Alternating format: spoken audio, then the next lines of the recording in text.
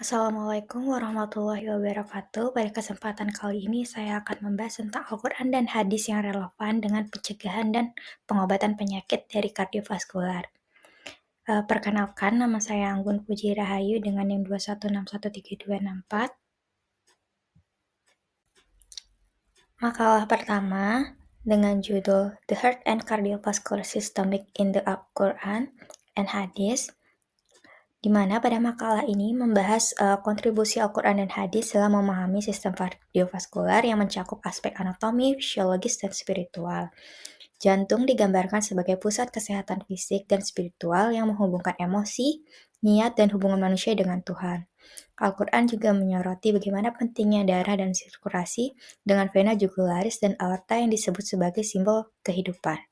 Gaya hidup sehat juga menjadi fokus utama, termasuk menjaga kebersihan, pola makan, dan aktivitas fisik, seperti salad yang dianggap bermanfaat untuk sirkulasi darah dan mencegah gangguan kardiovaskular. Larangan konsumsi daging babi, darah, dan alkohol mencerminkan perhatian terhadap kesehatan. Kontribusi ilmuwan muslim seperti Ibnu Al-Nafis yang menemukan sirkulasi paru-paru menegaskan peran penting tradisi Islam dalam perkembangan anatomi modern. Deskripsi embriologi dalam Al-Quran juga menunjukkan akurasi yang luar biasa sejalan dengan temuan ilmiah modern. Kesimpulannya, Al-Quran dan hadis ini tidak hanya menjadi panduan spiritual, tetapi juga memberikan wawasan ilmiah yang signifikan, khususnya dalam memahami sistem kardiovaskular dan pencegahan penyakit, memperkuat kontribusi besar dalam bidang kedokteran. Artikel selanjutnya dengan judul Al-Quran Murotal Therapy to Reduce Cardiovascular Reactivity to Hand Grip in Hypertensive Pre-Elderly Subject, di mana pada makalah ini membahas efektivitas terapi murotal Al-Quran, khususnya surat Ar-Rahman, dalam mengurangi reaktivitas kardiovaskular pada para lansia hipertensi. Penelitian ini kuasi eksperimental yang menunjukkan penurunan signifikan tekanan darah sistolik yaitu minus 12,97 mmHg dan diastolik minus 7,07 mmHg dan MAP minus 9,26 mmHg.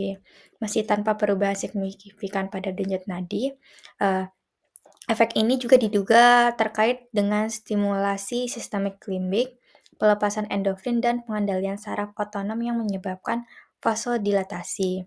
Jadi kesimpulannya, terapi murotal ini merupakan intervensi non-farmakologis yang efektif dalam pengelolaan hipertensi dan dapat meningkatkan kualitas hidup pasien pralansia. Makalah selanjutnya dengan judul The Impact of Combination Therapy of Listening to the Holy Quran and Progressive Muscle Relaxation on Blood Pressure Reduction in Women of Reproductive Age with Hypertension, a Randomized Control Trial Study, di mana pada makalah ini membahas efek terapi kombinasi mendengarkan Al-Quran dan relaksasi otot progresi atau PMR dalam menurunkan tekanan darah pada wanita usia subur dengan hipertensi, di mana studi RCT ini menunjukkan penurunan yang signifikan pada kelompok eksperimen dengan sistolik turun 15,71 mmHg dan diastoliknya turun menjadi 10,71 mmHg dibandingkan dengan kelompok kontrol dengan mekanisme kerja melibatkan stimulasi saraf parasimpatik dan vasodilatasi.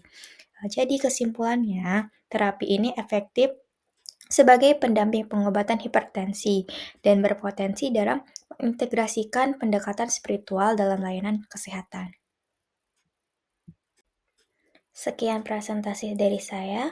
Wassalamualaikum warahmatullahi wabarakatuh.